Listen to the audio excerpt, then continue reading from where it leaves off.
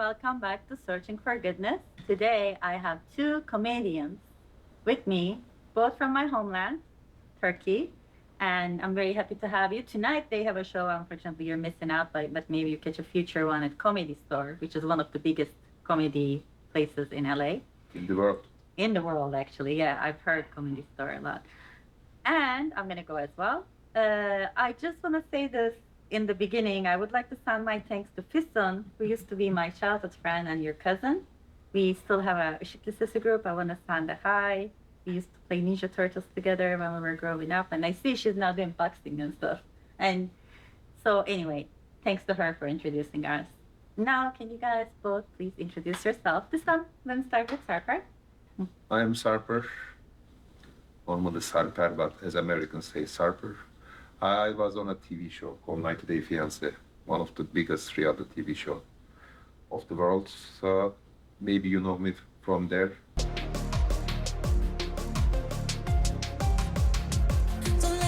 Oh my God, babe. Oh my God. Thank you so much. You look so handsome. You look great. You look great. Oh my God. You know, when you see some movies, there are some reuniting scenes, people meet again, hug each other in slow-mo. It is like that, you know? It is charming, it is perfect, it is unique. My English is not enough to describe it, you know? Did you buy me flowers? Yeah. You've never bought Yeah, flowers that's the first time. before. Babe.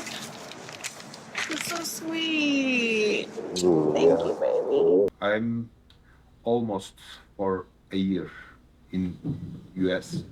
And right now I'm a comedian. For 6 months I'm doing comedy here. I'm crazy to do comedy in a foreign country, in a language that's not yours. But I'm crazy, and you already know me. And I love it. I love to do it. It's a good crazy. Yeah.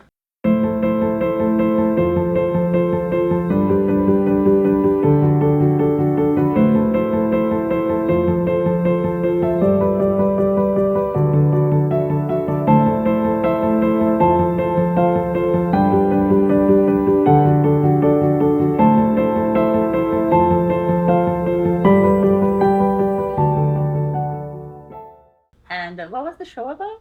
It's reality TV about marriage, about relationship. So they know real me. They show. So that's a good thing, you know. No casting, nothing. Just me. They know me. Very cool. How about you, Ahmet? My name is Ahmet Bilge. I'm a Turkish comedian, stand-up comedian. Been doing this for 7 years full time. I travel all around Europe and the world, telling jokes to people, to drunk people in clubs. And I love it. Wouldn't rather do anything else. First time here in LA and excited for the show at the Comedy Store tonight with Sarper. Yeah. It will be fun.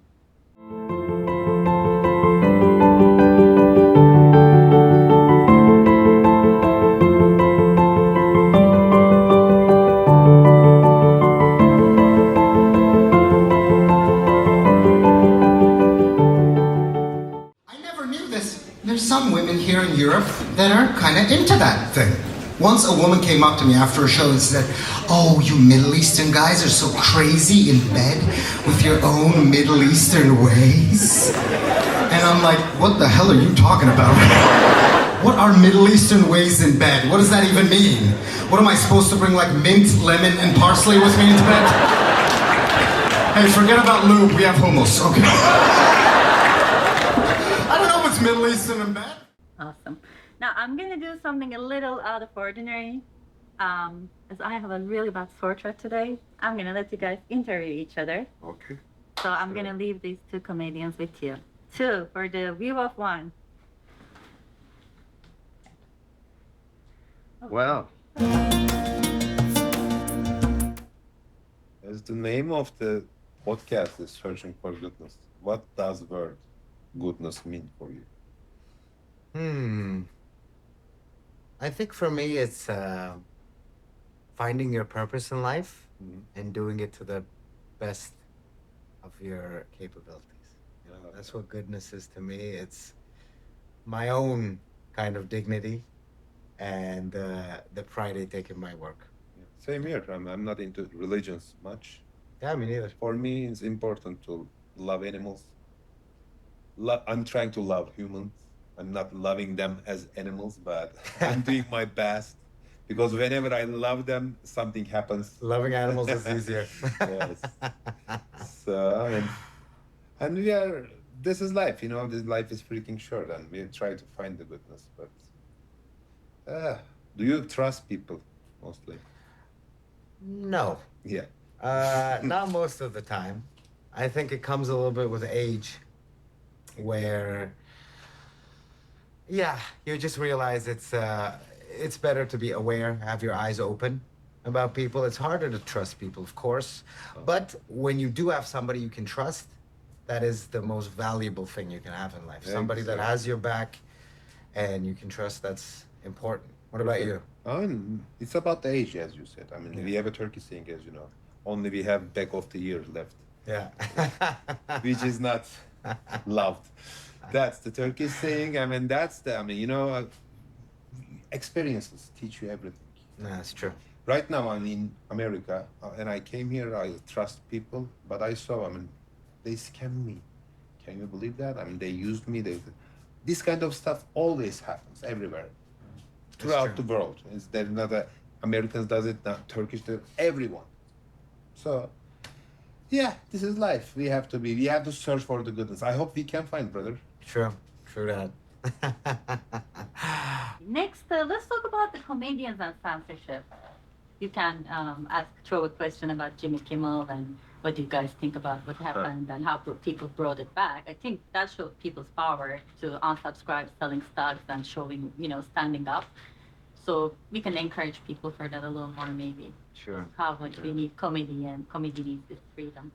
Okay, I'll start with it. So, what do you think about censorship in comedy? Obviously, it's a topic these days with the whole Jimmy Kimmel issue. Oh, this is the issue. Oh my God. Freedom of speech. Mm-hmm. I mean, I came to US for the freedom of speech, and I ruined here too. Because Yeah. I ran away from my country because of this. Yeah. Because of censorship, because of every kind of Of course. restrictions. And right now in America, that's Yeah. BS. I mean, it shouldn't be like this, especially for comedian. Sure. Whatever you feel about, like specifically, for example, the Jimmy Kimmel show, however you might feel about him personally, whether you think he's funny, if the joke was good or not, or whatever, at the end of the day, I just feel like it should all be all right. I don't know about you, Sarper. Have you ever been offended by other people's words so much in that way? Maybe for me, it's being a comedian, I feel disconnected from stuff often, where I have never been offended like that, Nothing has ever touched me so much where I couldn't go, hey, that's what they think, I don't care.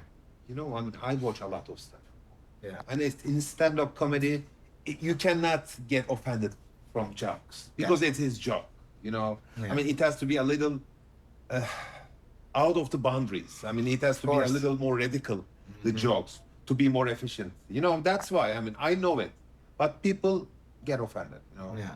So it's a little balance to do it.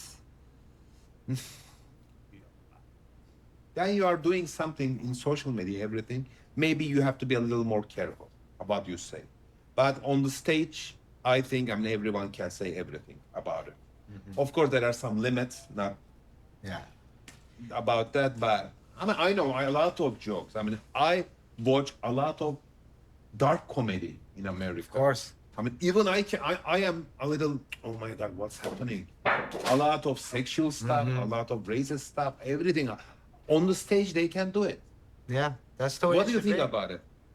I think that's the way it should be. For me, in my personal life, comedy when something bad happens, that's when you need comedy. Yeah. If everything is great in your life, like, I see some people doing comedy sometimes and I go, why are you even here? Your life is great. Like comedy, for somebody who does it, and also without being a comedian, just when you use it in your daily life, it's when bad things happen how quick can you start joking about it? That's part of the healing process. You know? Exactly. So that's what comedy is for me.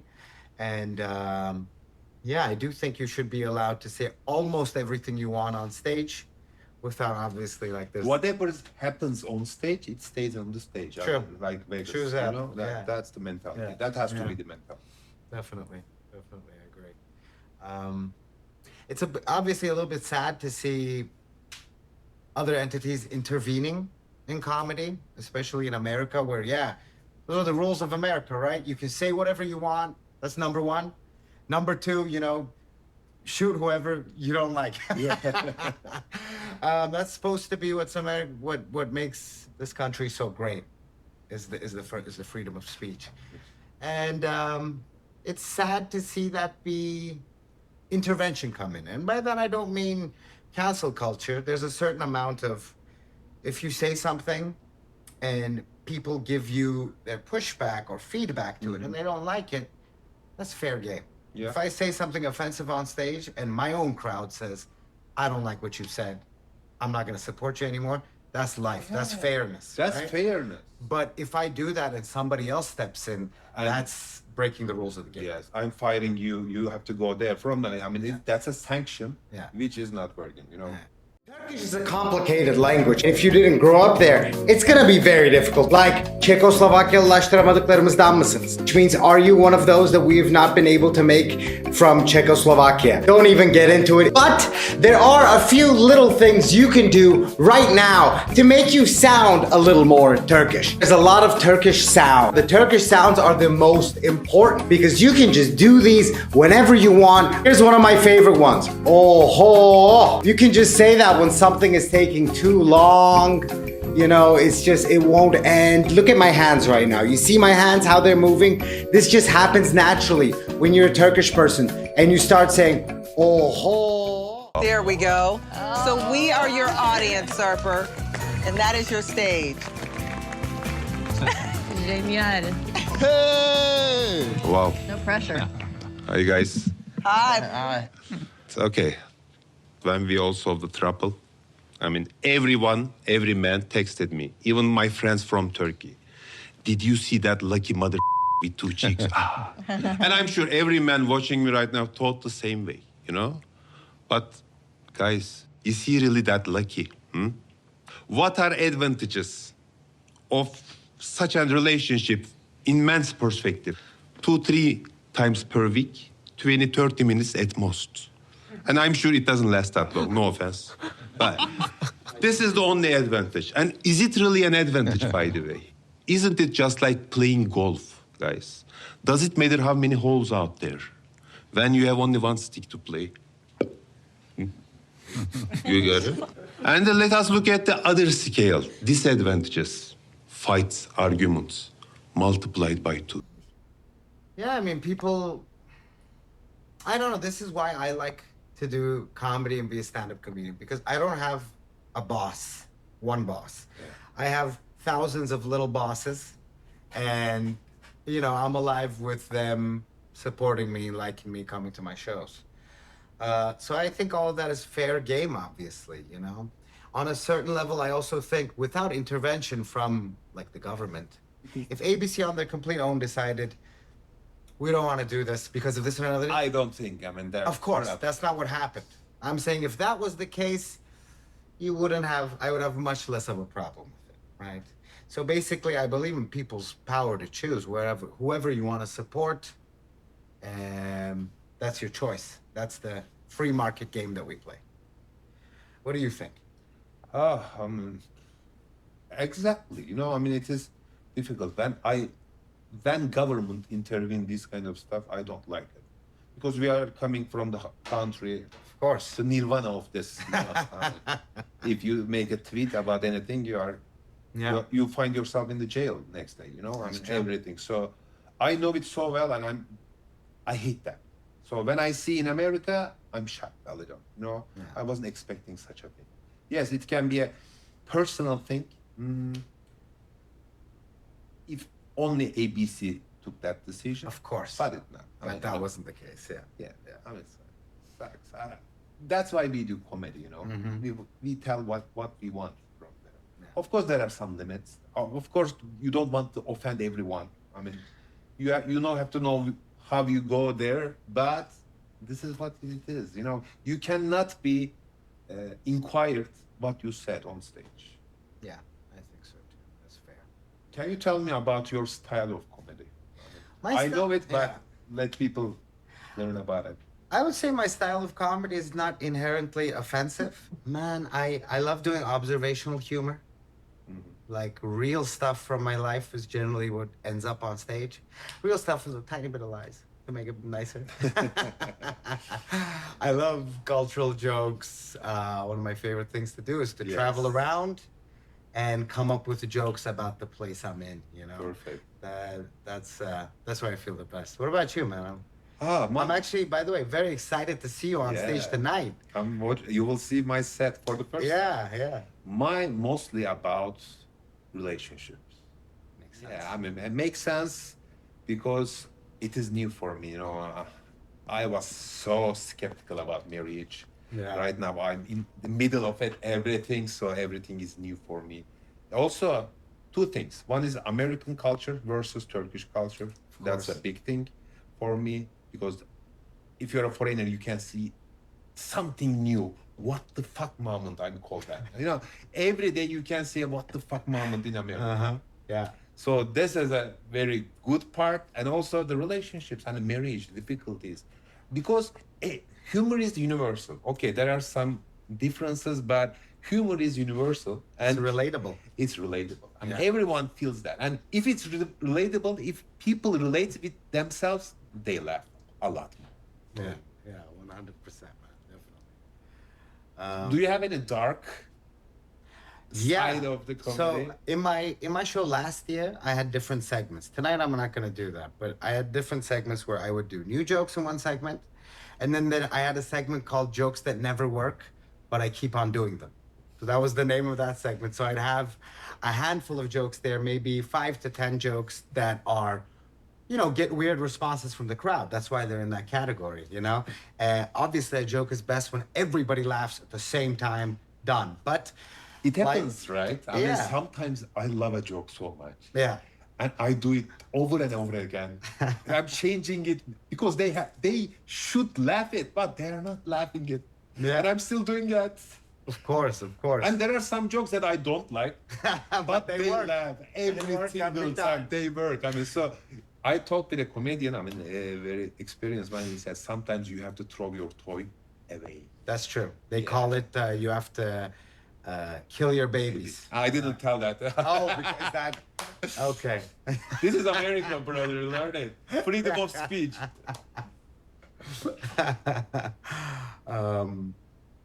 Yeah. Let's go talk about AI.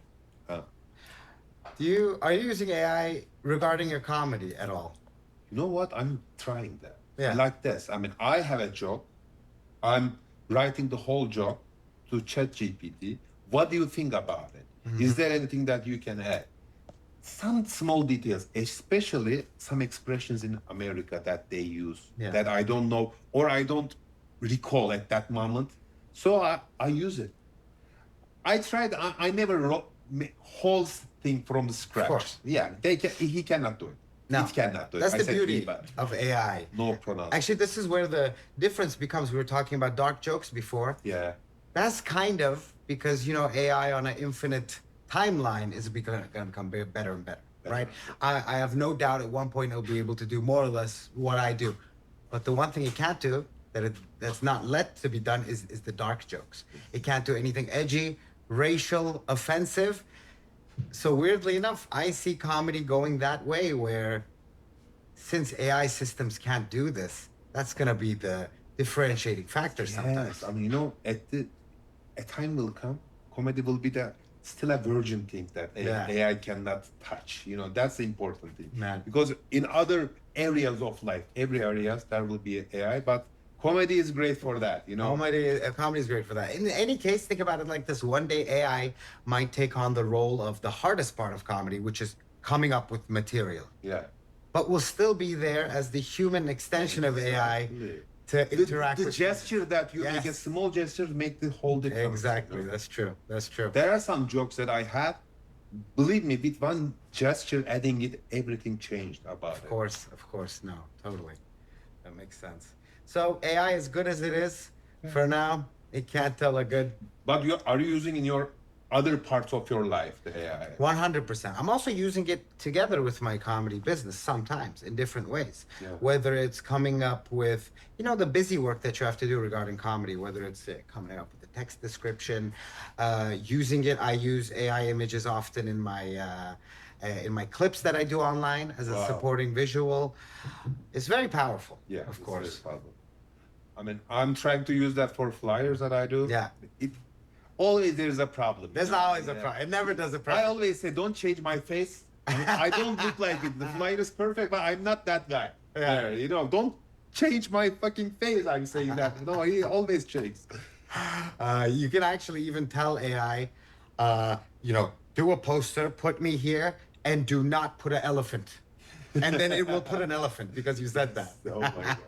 Unbelievable. But you know that AI agents, I mean, maybe a time will come that the AI can manage your social media. For example, right now I have like thousands of message DMs and I cannot look at all of them. Yeah. It goes to my spam box and I cannot. But AI... AI Sarpan could Yes, answer AI all the said- DMs in yes. your tone. I love that. That would be a good Yeah. idea, right? I would like AI to take over my social media. Less work. One more question. What do you guys think about oneness? How can we accomplish it? Music, laughter, arts, bring people together. What do you think? How can we bring more people together for a better, peaceful world? Putting aside our differences. And you can jump on from that question to birds or animals, your thoughts on the importance of animals in the world and how we should protect them. Man, obviously doing comedy, you understand Unites people. Yeah. the importance of oneness, let's say, because oneness is critical to what we do. That's what we're thinking about. When we come up with a joke, it's like, how has everybody had the same thought? And Exactly. just like how you mentioned in your comedy, you do stuff about relationships. This is stuff we all experience. And sometimes you need to hear it from somebody else to feel it, So it is very important. And obviously these days society is going in a way where we're really branching off. Politics, everybody's, that's why, I really don't do much political humor because to me it seems like a waste. We're here to have fun and come together. And I've done comedy to people that if I looked at them, I'd be like, this guy probably hates me because of my race. I could think that. But then, you go up, you make that step, and it dissolves a lot of tension, a lot of everything. Laughter, I mean, the comedy solves everything, That's true. Sometimes I roast someone. I have a joke about balls. Yeah. So mostly I roast someone about in the audience, and sometimes they overreact. I mean, they look at me so angry. I feel it, on the stage.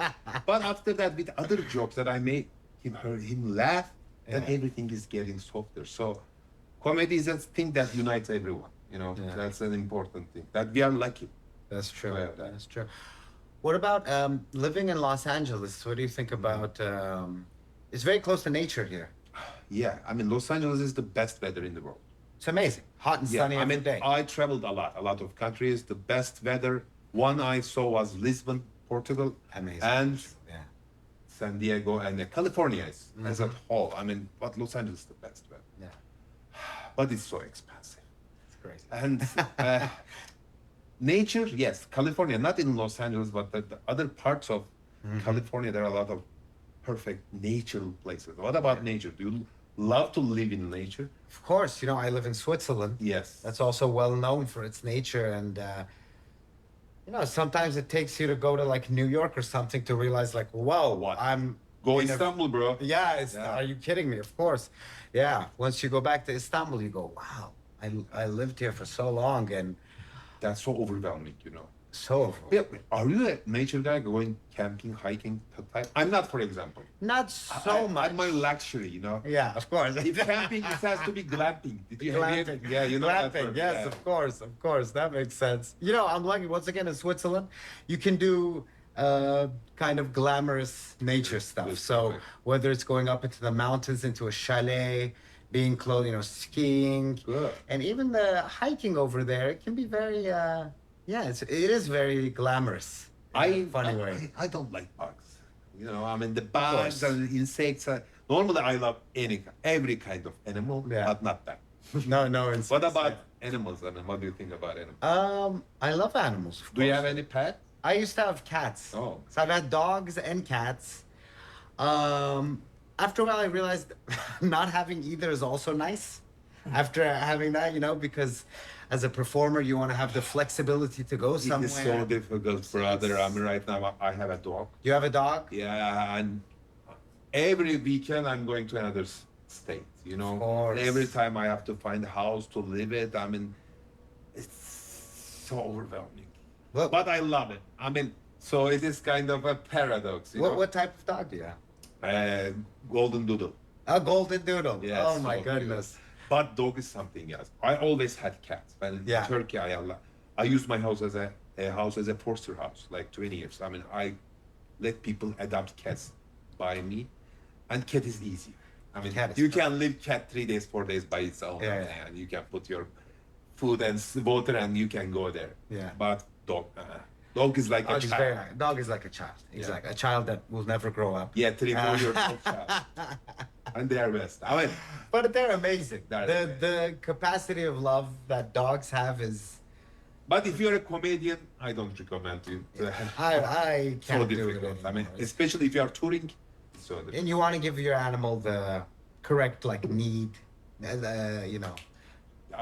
I know a comedian called Margaret Cho. I mean, Oh, I know Margaret Cho, you yes. know, she's so famous, and we were in lineups, same lineups most of the time, and she has always her dog with her. Yeah. Yes, I mean, when she's on stage, she leaves to the green room. Everyone takes it. She's so small, Chihuahua, Yeah. and she takes to tour everything. But you cannot take a golden Of doodle. course, that's not gonna happen. I love animals. No, obviously in Turkey we're an animal loving country. Yeah, I mean, stray cats. I mean, it's course, the homeland of, Of course, stray that's cats. what we're known for. Yeah. It's beautiful, but it needs to be right for you. And I think a lot of people also adopt animals in a weird, selfish way. You Yeah. know, where like if you have an animal, you have to know that you can give it the right attention it needs. You know, Exactly. that's important. What's your plan then, brother? I mean, about comedy. What is there a master plan of yours? A little bit, yes. For the longest time, I've just been like thinking more short term, and then it's only over this last year that I start to think, where can I like? It's you know it's interesting. It's been an interesting realization process, maybe for you as well, because you know you lived in Istanbul, right, Sarper? And suddenly, for the past year, you're here in LA. Yeah. And you know, for me as well, I've started to do tours all around the world. And suddenly you realize so much is possible that I never thought was. Exactly. We put so much limitations on our own ambitions sometimes. So this past year has been an awakening for me of realizing I can do almost anything. Like you just go, everything's possible. Everything is possible. I mean, when I think that something is impossible, I'm thinking of myself. I mean, Yeah. I just decide. You know what? I mean, nobody knows that, but you were one of my motivation when I started this. Oh my God, really? Yes. I mean, I was following you on social media when I was in Turkey, and I saw on you that I mean, you can, as a Turkish man, you can do a stand-up comedy in another language. Yeah. I never thought about it because it has to be your native language. That was my mentality. But I saw you, and you were so successful. I said, why not? So I started to think. So you are the source Yeah, of it's motivation. amazing. And right now we are together here. Yeah, look Oh at my that. God. And we will be on stage together. We I mean, will be. that will be so good. That's so good. So this is what you feel, what you want, and what you do. Here it is. You know, that's even a small example. I mean, years ago, it started in 2010 or something. When I was early, my first time on stage was when I was 20. Was that open mic? Yeah, it was an open How mic. was it? And back then, it wasn't even an open mic. It was, I went to the local comedy club and asked the guy, can you give me 5 minutes between these professional acts? Like he said, okay, do it, 5. I went, brought my friends, this and that. My first show went well. Because my very first show, I just did what came naturally to me. And then, you know, you're so stupid at that age, you go, oh, comedy, it's easy, it's nothing, you know, I can do this in my sleep. Then shows, like the second show to the 10th show, terrible. Because then I was doing pretending to be a comedian instead of what comes naturally, right?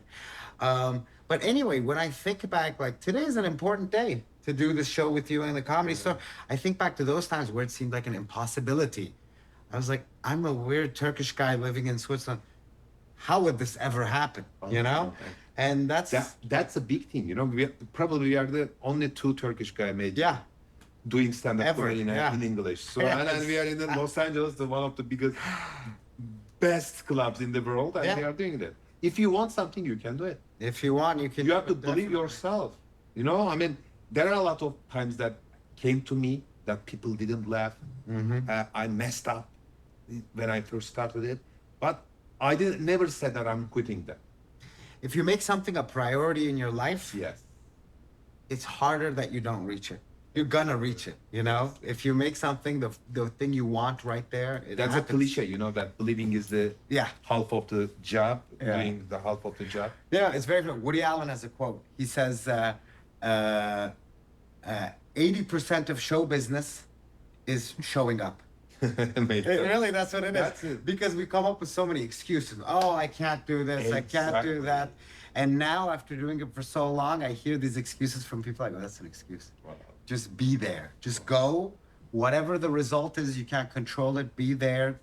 That's it. That's all you, like, we think too much in advance. We think about the future, the details. Whereas you kind of have to have this horse blinders, laser focus. I'm going to do this today. That's it. You know what? You need to come to US for this business because comedy is different in US. I know in Turkey, it's very small. You know, probably in Switzerland too. I mean, Of course. but in US it is lifestyle. America, I go Texas. I go every city. I go Dallas. I go the smallest place there. You know, I don't think in California there is a place called Bellflower. It's like the population is 40,000, maybe less. I made a show there and I saw people there coming there. I mean, it is a lifestyle for them. It is a Saturday night activity to going to comedy club, drinking something and watching the comedy and laughing. So you consider to come to US because it is something different. This is the big leagues. Yes. This is the big leagues. This is where all of my favorite comedians are from. You know? This is the cradle of comedy for sure. If you believe it, you believe it. And you are young, bro. Yeah. You are like you are 10 years younger than me. Yeah. You have a lot of time. Because in comedy, when you get old, we have a Turkish saying, when the wolf gets old, becomes the toy of the sheep. Yeah, that's right. That's right. I mean, No, you're right. I mean, there's no age for this stuff. I really believe that. It's just about how good you are, how determined you are. Yeah. And these days we have, we're so lucky we're in this era Exactly. where we can use the show we're doing to use our social media. To sell it out. That was 20 years ago. You couldn't do that. Nobody It's knows you. impossible. Nobody knows you. You know, no way. It's You impossible. have to be so lucky. Right now, you are creating your own life. Yeah, You know. exactly. That's important. true. That's true. So maybe one day we will see your special somewhere, huh? Probably you will. Yeah. I'd love to. I'd love to, brother. Dude, it's such a pleasure to talk with you, be with you That today. was the best. You know, I mean, you were the motivation for me. You know, I mean, that's starting this amazing. business. Yeah, I mean, That's that's something else. It starts like this. It's a spark. You It's know, a spark, I right? watched you and I said to myself, why I'm not doing this? Yeah. I can do it. First, it was a dream. I mean, it was something else. So how can I do it? I wrote a script of 2 hours. Yeah. But I didn't come yet that year, so I wrote it with my Turkish mindset, and it's completely different. Because whenever I do a joke from there, they're not funny most of the time. Because humor is universal, but not that universal. But Of course, you need context. If I can get like one little sample jokes from you, and let's wrap it up because I don't want you guys to be late. 518. Okay. Whatever joke you think everybody would get and laugh, Let me because think of a it one really to helps. say. Yeah. Okay. One little joke, then I'll come here. We say, "Sorry, goodness will win." That's our slogan. Then Okay, you can okay. promote your I have website and we can wrap it. It's gonna be very short. Huh? Okay. Okay. One of each. Okay. There you go. You can look at this camera. I looked at that one. Okay. I moved out, and I feel like I achieved the Turkish dream of not living in Turkey anymore. I came over here to the U.S., and little did I know, everybody thinks I'm Mexican here. Yes. So I think I've achieved the American Turkish dream. Oh my God, I love that. Let's get one from Sarper. What kind of jokes? Whatever you want. Whenever I see, I mean, the traffic is insane in this country. Insane. You have to see it by your own. And I can easily say family, after seeing traffic here, I started to think Shikayna, my wife, rode me to US just to use that fucking car. Yes. Sit straight, show yourself, let them see you. Why? Don't bother with it. Makes sense. Social media on Instagram for both of us, I think. That's My true. Instagram, Sarper Night Day. If you write Sarper, you will find me. And Ahmet Bilge. And Ahmet Bilge Comedy. If you Yeah. write Ahmet Bilge Comedy, you'll find me. Because we are always somewhere, we are touring. And to catch us, you have to follow us. Follow us on social media. Yeah. And Everything can happen. Subscribe. Goodness will win. goodness will win. Goodness will win. Let's move over here a little bit. How about you over here, sir? Yes, you, man. What's your name, dude? Mesut. Lovely to meet you, Mesut. Very nice. You're Turkish, right? Yes. How long have you been Turkish? 31 years. Very nice, man. Okay. What do you do, Mesut? Tell me about your life a little bit here in Toronto. Yeah, it's been like 7 years. 7 years here in Toronto. You came straight from Turkey? Yes. Yes. Where were you based in Turkey? I came from east of Turkey, Germany. From Diyarbakir. That's pretty hardcore, folks. Don't clap. We don't know if he has a knife, okay?